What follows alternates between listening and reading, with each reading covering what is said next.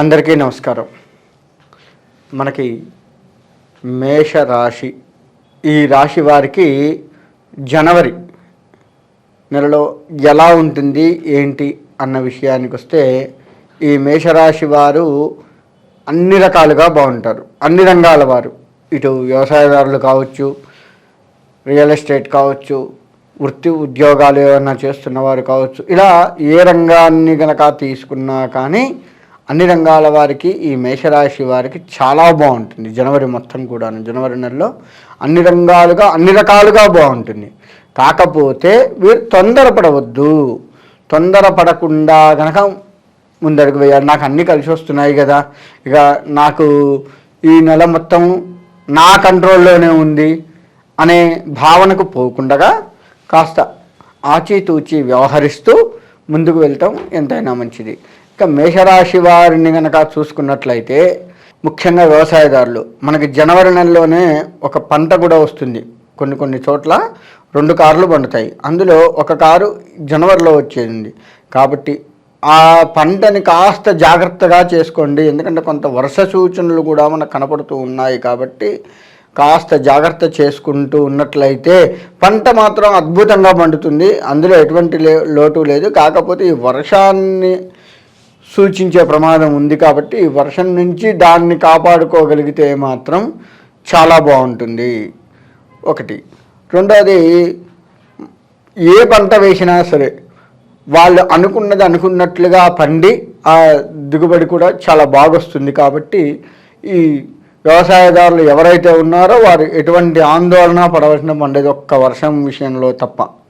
ఇక విద్యార్థుల విషయానికి వస్తే, విద్యార్థులు కూడా కాస్త చదివినట్లుగా వాళ్ళ బుర్రల్లోకి ఎక్కడము, వాళ్ళు కూడా ప్రశాంతంగా ఎగ్జామ్స్ ఏమైనా ఉన్నా రాయడం కానీ, అంటే స్లిప్ టెస్టులు కానీ, ఇంకా ఏదైనా మెయిన్ ఎగ్జామ్స్ ఏమైనా వచ్చినా కానీ అటువంటివన్నీ కూడాను ప్రశాంతంగా రాయగలుగుతారు. కాకపోతే తెల్లవారుజామున చదువుకోవాలి.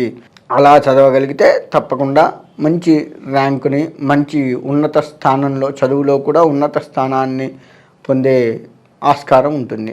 ఇక రియల్ ఎస్టేట్ రంగానికి వస్తే, ఈ రియల్ ఎస్టేట్ వారు కూడాను అన్ని రంగాలుగా బాగుంటుంది. కానీ తొందరపడుతూ ఉంటారు వీరు. ప్రతిదీ కూడాను ఎవరో చెప్పింది వినడము, అక్కడ స్థలం కొనటము, తర్వాత కాస్త ఇబ్బంది పడ్డా మళ్ళా దాన్ని నిలదొక్కుకోవడము జరుగుతూ ఉంటుంది. కాబట్టి ఈ రియల్ ఎస్టేట్ రంగంలో ఉన్నటువంటి వారు చెప్పుడు మాటలు వినకండి. అలా చెప్పుడు మాటలు విని తొందరపడి కనుక చేసినట్లయితే, ఇప్పుడు ఉదాహరణకు నేను ఫలానా తోట బాగుంది అని చెప్తాను, మన అయ్యగారే, మన గురువు గారు బాగుంది అని చెప్పాడుగా, ఇంకా తిరుగులేదు అని చెప్పేసి మీరు తొందరపడకండి. ఎందుకంటే నాకు చెప్పేటి వాళ్ళు మంచిగా అక్కడ బాగుంటుంది, మాదైతే బాగుంది ఇలా నాకు చెప్తారు. అదే విషయాన్ని నేను మీకు చెప్తాను. కానీ మీరు ఆ వృత్తిలో ఉంటున్నారు కాబట్టి దాని లోటుపాట్లు తెలుసుకోవాలి. నాకంత అవసరం ఉండదు కదా, తెలుసుకోవాల్సిన బాగుందంటే బాగుంది అంతవరకే. కానీ లోతుగా ఆలోచించాల్సింది ఎవరు? రియల్ ఎస్టేట్ రంగం వాళ్ళు కదా. కాబట్టి అటువంటి చెప్పుడు మాటలు తొందరపడి వినండి. దాన్ని ఆలోచించి దాన్ని అన్ని రకాలుగా కూడాను పరిశీలించుకొని ఆ స్థలాన్ని కొనటం, అమ్మటం చేసుకోండి. ఆ విధంగా రియల్ ఎస్టేట్ వారు ఉన్నట్లయితే జనవరి నెల వాళ్ళకు బాగుండే అవకాశం ఉంటుంది. ఇక రాజకీయ రంగానికి వచ్చినట్లయితే, రాజకీయ రంగం వారు కూడాను కొన్ని తొందరపాటు మాటల వల్ల ఇబ్బంది పడుతూ ఉంటారు. గుర్తుపెట్టుకోండి, అనవసరపు గొడవలకు వెళ్తూ ఉంటారు.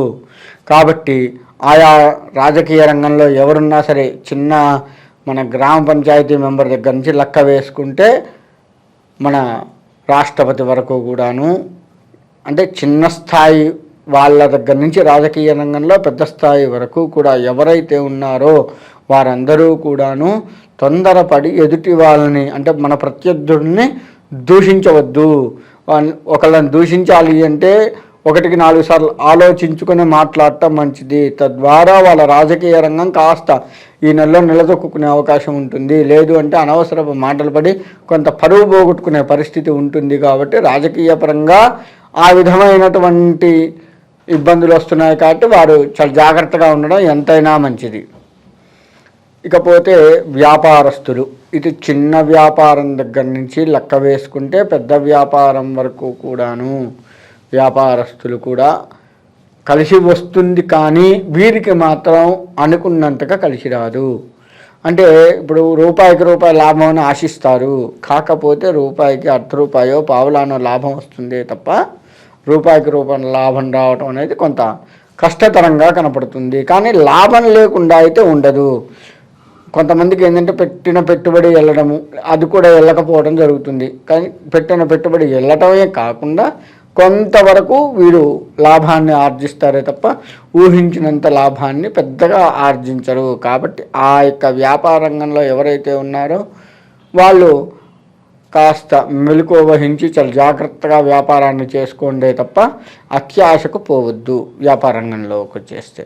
ఇలా ఏ రంగంలో లెక్క వేసుకున్నా వృత్తులు చేసేవారు, చేతి వృత్తుల వారికి మాత్రం కాస్త శ్రమ ఎక్కువగా ఉంటుంది. అదొక్కటి ఆలోచించుకోండి. శ్రమ ఎక్కువగా ఉంటుంది, లాభం వస్తుంది, కానీ శ్రమ మాత్రం ఎక్కువగా ఉంటుంది. అదొక్కటి చూసుకోండి. చేతి వృత్తుల వారు ఆ ఒక్క జాగ్రత్త కనుక పాటించినట్లయితే వీరికి కాస్త బాగుండే అవకాశం ఉంటుంది. వీరు దత్తాత్రేయుని, ఈ రాశి వారు దత్తాత్రేయుణ్ణి గనక పూజించినట్లయితే తప్పకుండా మంచి జరిగే అవకాశం ఉంటుంది. కాబట్టి దత్తాత్రేయ ఆరాధన చేస్తూ ఉండండి. దగ్గరలో ఇప్పుడు మనకి బాబా గుడికి వెళ్తే దత్తాత్రేయ స్వామి ఖచ్చితంగా ఉంటాడు. కాబట్టి ఆ దత్తాత్రేయుడికి ప్రదక్షిణ నమస్కారాలు చేయడం, వీలుంటే అభిషేకాలు అర్చనలు చేయడం, మీకు తోచింది మీరు ఏది చేయగలిగితే అది ఆ దత్తాత్రేయుడికి చేయండి. వీలుంటే పారాయణాలు చేయండి, ప్రతి గురువారం ఉపవాసాలు ఉండగలిగితే ఉండండి. ఏది చేసినా సరే దత్తాత్రేయుడికి. కానీ దత్తాత్రేయుడిని ప్రతిరోజు దర్శించుకోండి. వీలు లేకపోతే కనీసం గురువారాలైనా సరే దర్శనం ఖచ్చితంగా చేయండి. మీరు ఎక్కడున్నారు ఏంటి తర్వాత సంగతి, ఏ ఊళ్ళో ఉన్నా, ఏ పనిలో ఉన్నా, ఏ ప్రదేశంలో ఉన్నా సరే దత్తాత్రేయ దర్శనం ఈ నెల ఈ రాశి వారికి శుభప్రదంగా ఉంటుంది. కాబట్టి దత్తాత్రేయుడి పారాయణాలు చేయడం వల్ల లాభం ఏందయ్యా అంటే గురుబలం పెరిగే అవకాశం ఉంటుంది. గురుబలం పెరగటం వల్ల సకల దేవతల అనుగ్రహాన్ని కూడా పొందినట్లే. ఎందుకంటే దేవతలకి గురువు ఈయన. ఆ యొక్క గురుబలం పెరగాలి అంటే దత్తాత్రేయ నమస్కారాలు చేసుకోవాలి. లేదు అంటే మీరు ప్రతిరోజు దేవాలయానికి, శివాలయంకో లేకపోతే ఆంజనేయ స్వామి గుడికో ప్రతిరోజు వెళ్ళే ఆచారం ఉంది, అలా అలవాటు ఉంది మనకి అని అనుకుంటే అక్కడ నవగ్రహాల్లో గురుడు ఉంటాడు, గురుగ్రహం ఉంటుంది. ఆ గ్రహానికి నమస్కారం చేసుకోండి. నవగ్రహాలన్నిటికీ నమస్కారం చేయడం మంచిది, కానీ ఇక్కడ గురువు మీకు ప్రాధాన్యత వహిస్తూ ఉంది. కాబట్టి ఆ గురుగ్రహానికి నమస్కారం చేసుకొని ఒక క్షణం ఆ గురుణ్ణి చూస్తూ కనుక ఒక క్షణం నిలబడగలిగినా చాలు, మనకి మంచి జరిగే అవకాశం ఉంది. కాబట్టి అందరూ కూడాను, ఈ రాశి వారందరూ కూడాను ఇప్పుడు నేను చెప్పిన ఆ యొక్క గురుబలాన్ని పెంచుకోవటానికి తగిన మార్గాలను వేసుకుంటూ చక్కగా గురువుల్ని దర్శించుకుంటూ, పీఠాధిపతులు వస్తే పీఠాధిపతుల దగ్గరికి వెళ్ళగలిగితే అక్కడికి వెళ్ళి పీఠాధిపతుల్ని దర్శించిన మంచి జరిగే అవకాశం ఉంటుంది. కాబట్టి ఈ రాశి వారందరూ కూడా ఆ విధంగా చేస్తూ చక్కగా వారి వారి వృత్తి వ్యాపారాలలో హాయిగా ఉండాలి అని కోరుకుంటూ సెలవు తీసుకుంటాం.